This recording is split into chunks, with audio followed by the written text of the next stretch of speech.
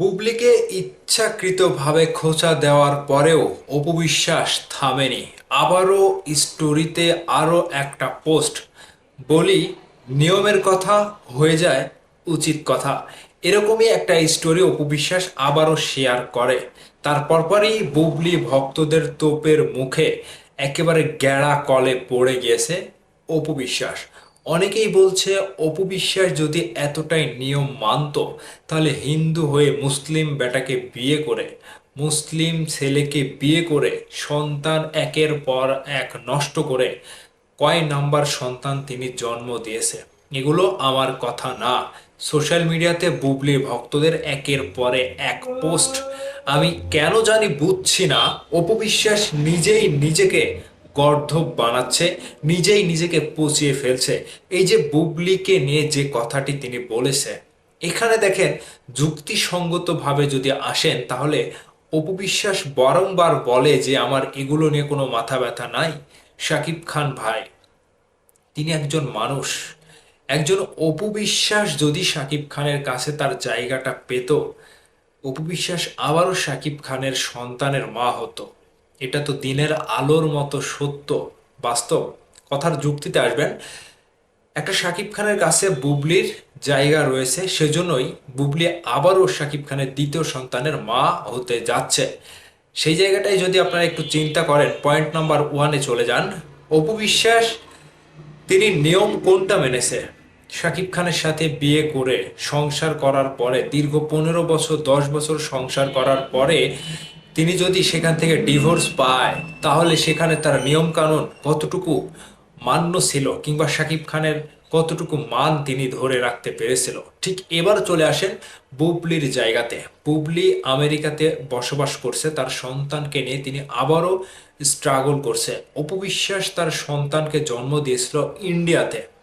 সেই জায়গা থেকে ইন্ডিয়ার নাগরিকত্ব নিয়ে অপু বিশ্বাসের সন্তানের কোনো লাভ নাই। কিন্তু অন্যদিক থেকে বুবলি যদি তার সন্তানকে আমেরিকায় জন্মগ্রহণ করায়, আর এর আগেও যে বীরকে আমেরিকাতে জন্মগ্রহণ করিয়েছে, সেখান থেকে তিনি অটোমেটিক জন্মগতভাবে আমেরিকার নাগরিকত্ব পেয়েছে।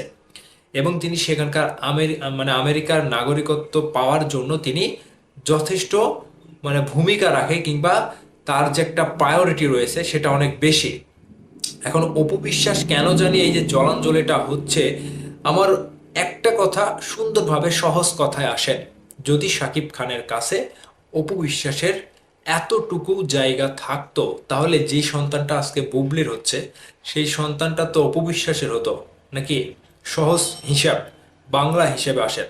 তো অপু বিশ্বাস এই যে বারবার বুবলিকে খোঁচা মারছে, আর এবার যে বুবলি ভক্তদের গ্যাড়াকলে পড়ে গিয়েছে, এই গ্যাড়াকল থেকে বের হতে অপু বিশ্বাস পৌঁছে গন্ধ বের হয়ে যাবে। যেটা সোশ্যাল মিডিয়াতে যেভাবে বুবলির ভক্তরা খেপেছে, থামানো যাবে না আর। দেখেন, অপু বিশ্বাসের ভক্তরা চুপ, কেউ কিন্তু প্রতিবাদ করছে না। কেউ প্রতিবাদ করছে না, কারণ দোষটা অপু বিশ্বাসের, দোষটা তার নিজের। তিনি নিজেই ইচ্ছাকৃতভাবে যেভাবে কথাগুলো বলছে, হিসেব করে দেখতে গেলে অপু বিশ্বাস নিজেই তো কোনো নিয়ম কানুন মানেনি। যদি মেনে থাকতো তাহলে আজকে এই পর্যায়ে আসতে হতো না, আজকে নিজেকে গর্ধব কিংবা এরকম কথা শুনতে হতো না। তো অপু বিশ্বাস কার বুদ্ধিতে কিংবা কার ইশারাতে এরকমটা করছে, শাকিব খানের কাছ থেকে সরে যাওয়ার পরে তিনি যে দিশেহারা, সেটা কিন্তু সোশ্যাল মিডিয়া অ্যাক্টিভিটিসে বোঝা যাচ্ছে। একজন নায়িকার ফেসবুক পোস্ট থেকে এরকম একটা পোস্ট আসা, কিংবা রাতে একটা পোস্ট, সকালে একটা পোস্ট, সকালে আর একটা স্টোরি, এরকমটা যারা সেলিব্রিটি রয়েছে তারা কিন্তু করে না। কিন্তু অপু বিশ্বাস সেটাই করছে। আমার মনে হচ্ছে তার মাথার তার মার কেটে গিয়েছে, তিনি রীতিমতো পাগলের পর্যায়ে চলে যাচ্ছে। পাগলের প্রত্যেকটা ধাপ অপু বিশ্বাস অবলম্বন করছে। দর্শক, অপু বিশ্বাসকে যেভাবে আপনারা দেখছেন, বুবলিকে খোঁচাখুচি করাটা কোনো দিক দিয়ে আপনারা কি যথাযথ কোনো যুক্তিসঙ্গত ব্যাপার খুঁজে পাচ্ছেন?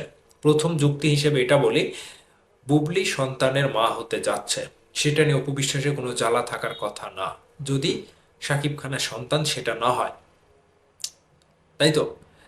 আর অন্য দিক থেকে অপু বিশ্বাস তার সন্তান জন্ম দেওয়া যে নিয়মের কথা বলেছে, সেই নিয়মগুলো অপু বিশ্বাস নিজেই ভেঙেছে। কথা ঠিক কিনা?